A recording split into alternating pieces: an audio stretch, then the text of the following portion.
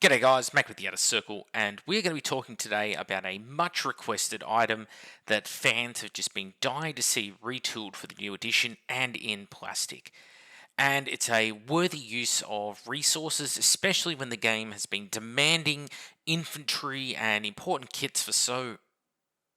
Oh, sorry, I've got the wrong image on screen.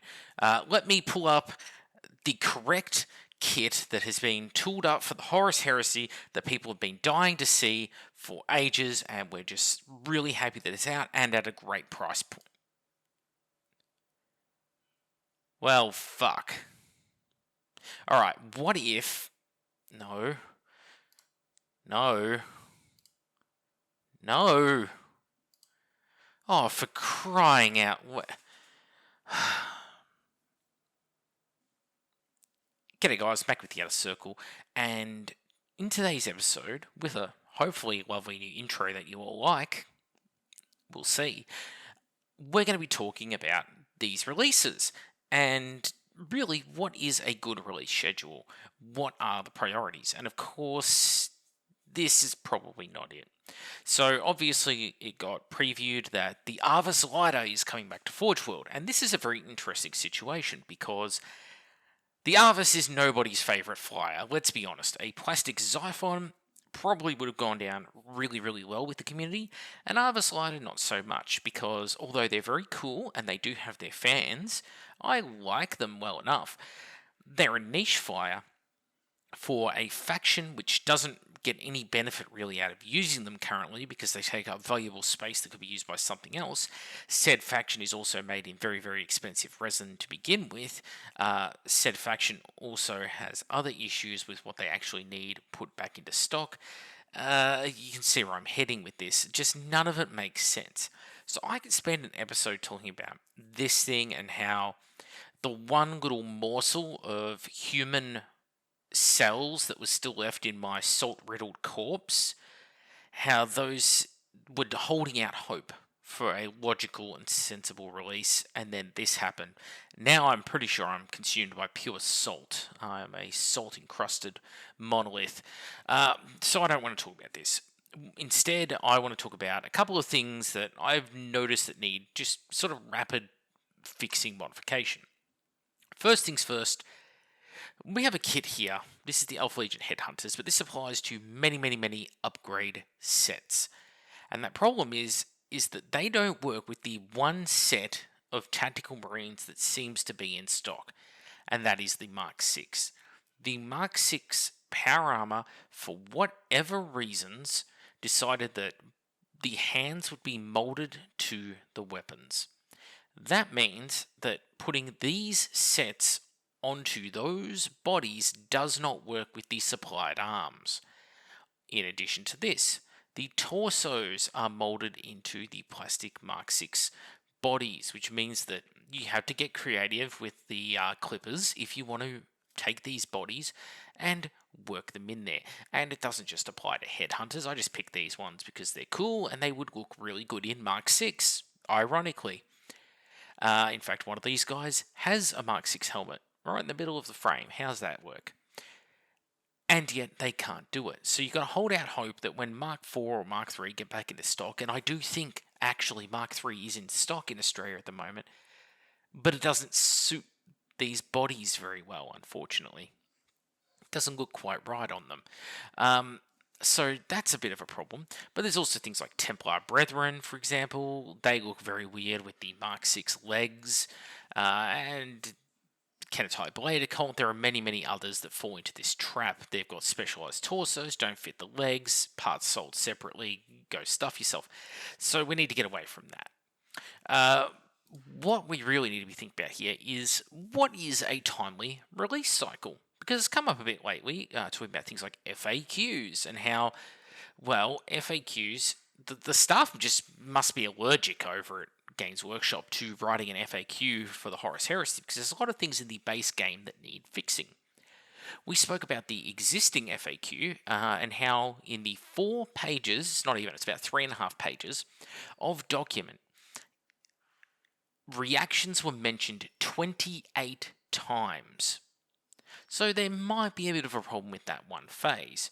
We also have spoken repeatedly, and the community has very generously come to a very strong consensus, I think it's safe to say, reading the comment sections and interacting with others, that, well, Contempt of Dreadnoughts and Dreadnoughts in general may just be a little bit busted.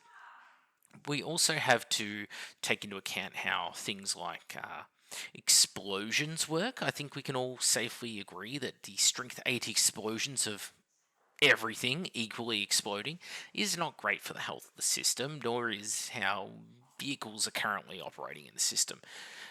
Bikes, jet bikes, that sort of thing, they're not great. And so I've started coming up with not my own rule set, but just what I would do as fixes to these problems in a hypothetical world, which is the last couple of days of video content. Well, now we're in a situation where I think we need to discuss, with the release of the Ava slider and again the encrusting of salt, what does make up a sensible timeline for releases. And I think we need to go all the way back to Heresy 1.0 to explain this phenomena, because back in the early days of Horus Heresy, they had it pretty right, and it didn't actually need to be a lot of releases. What you were looking for was basically one release minimum per legion, per book, per year. Now, that translates to about 4 tentpole releases for the key factions per year. So 4 independent factions, okay? So we're talking a minimum of, you get your Pyroclasts, Iron Hands Tactical Squad, Night Lords, Night Raptors, and Word Bearers Gelf Warback, okay? That was one release cycle. And then later on in the year was the supplemental release cycle. So if that was the bare minimum, the supplemental is you get your Fire Drakes, you get your Gorgons, you get your Marigal, you get your Ashen Circle, okay, which doubles it up. So now we're up to about 8-9 releases. So 8-9 releases, but spread over multiple different legions, not just Imperial Fists and Sons of Horus, which nobody cares for. Oh, but Macca, I play Sons of Horus and I really care. I don't care. Sorry, hypothetical viewer. I'm thinking about people who play 18 different legions, who play Imperialis Militia, who play Solar Auxilia, Custodes, Sisters of Silence, Demons of the Ruinstorm, Imperial Knights Mechanicum, in all of its different flavors, Reductor, Tagmata, Cybernetica, right? All of these different systems are out there, and we're seeing 2 factions getting things. It's not really good enough. So what is the ideal release cycle? I think, therefore, and I'm just spitballing here, every legion deserves to get at least 1 new unit every 3 years. That works out to be about the math here. Now, Sons of Horus Imperial Fist should never again get a new unit, I pretty much feel at this point, because they've been so spoiled for kits and choices comparative to the other legions that, well, it's getting pretty spicy. I mean, if I'll go on here on the Forge World site, okay, jump over into Warhammer, the Horus Heresy, and let's see, Raven Guard. 9 kits, very spicy. What do we get? Oh, well, 2 different flavors of helmets, which are beakies. Ooh, feeling adventurous today, aren't we, Forge World? What about 2 different flavors of Mark 6 shoulder pads? Ooh, spicy. A Dreadnought's upper torso. Thank God they brought back the Ava slider, but heaven forbid they keep the rest of the torso. Am I right? And Rhino doors at a sold-out Primark. Oh, goody. Alright, what if I jump over to Imperial Fists? You have just a lazy double. Just a lazy double the amount of stuff.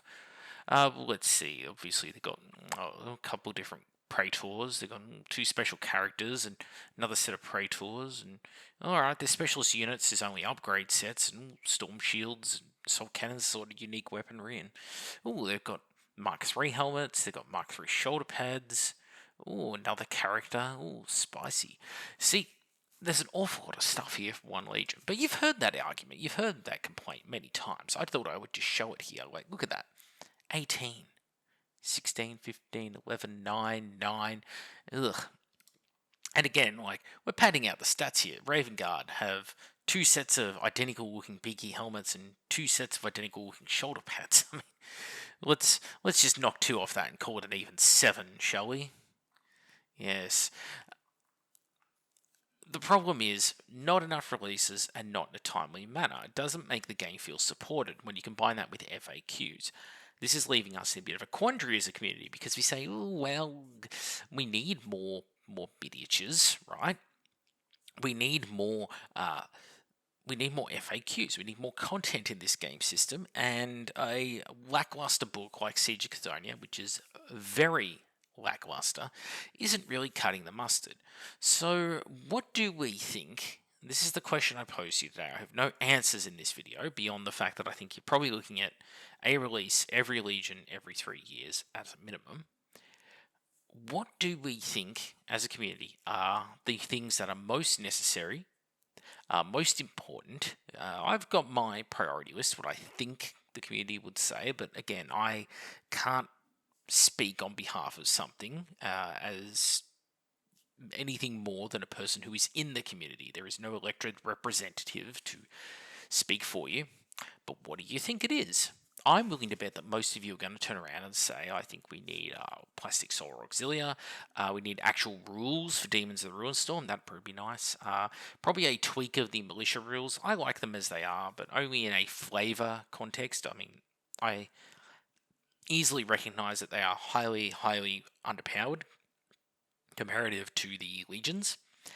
We also need, obviously, tweaks and rewrites and FAQs in various areas. You know, Imperial Fist players drawn and quartered in the town square. Wait, what? How did that slip in there? No, I'm joking, obviously. They're not that bad. They've just got some very hideous builds. But yeah, what do you think?